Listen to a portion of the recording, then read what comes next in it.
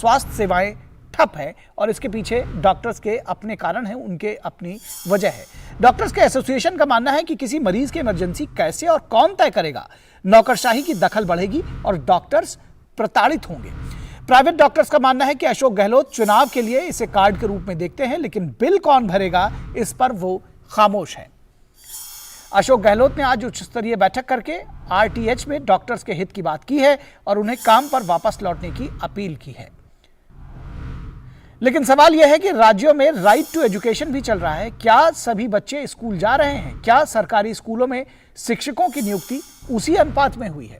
यानी health sector में बुनियादी सुविधाएं बढ़ाने की जरूरत है। केंद्र सरकार ने आयुष्मान योजना के साथ कई मेडिकल कॉलेजेस और एम्स का निर्माण किया है, लेकिन अगर सिर्फ राइट टू हेल्थ का नारा दिया जाए तो यह बेमानी साबित होगा। यानी कि इसके साथ साथ जो हेल्थ के क्षेत्र में जो तमाम इंफ्रास्ट्रक्चर है उसको बढ़ाने की जरूरत है। डॉक्टर्स की जो संख्या है उसको बढ़ाने की जरूरत है। क्या कुछ डॉक्टर्स कह रहे हैं, आइए ये पहले सुन लेते हैं।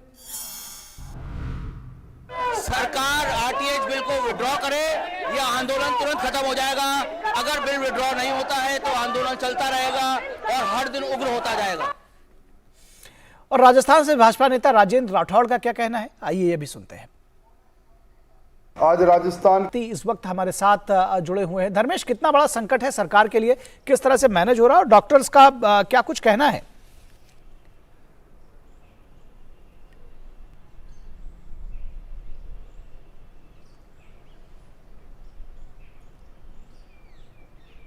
देखिए निखिल, जहाँ तक चिकित्सा सेवाओं का सवाल है राजस्थान के अंदर वो पूरी तरीके से इस वक्त ठप है, क्योंकि जो निजी चिकित्सालय हैं उनके साथ साथ सरकारी डॉक्टर भी उनके समर्थन में आ गए हैं।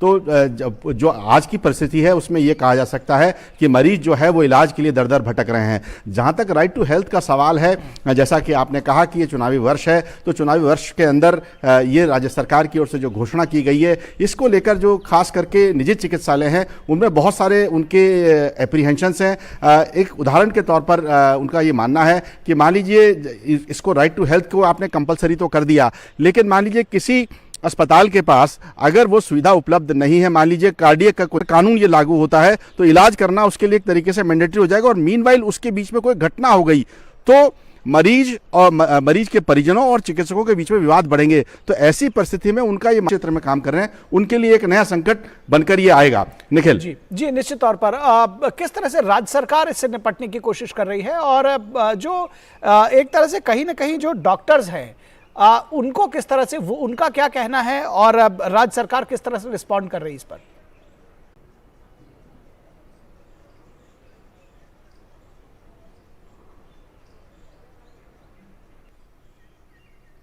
देखिए, चिकित्सकों का जब से इस बिल के बारे में चर्चा शुरू हुई थी वो उसी दिन से उसका विरोध कर रहे हैं और उनका कहना यह है कि ये हम पे इस बिल को जो है राइट टू हेल्थ का जो बिल है ये नहीं लाया जाए। वो डे वन से इसका विरोध कर रहे हैं। जहां तक राज्य सरकार का सवाल है, राज्य सरकार ने संवाद करने का तो प्रयास किया, लेकिन जो उनके एप्रीहेंशंस हैं या उनके मन में जो संदेह है इस पूरे बिल को लेकर, वो कहीं ना कहीं अभी तक उन राज्य सरकार और चिकित्सकों के बीच, तो अभी जो राज्य सरकार और चिकित्सकों के बीच का जो गतिरोध है उसमें कोई समाधान हाल फिलहाल होता नजर नहीं आ रहा है।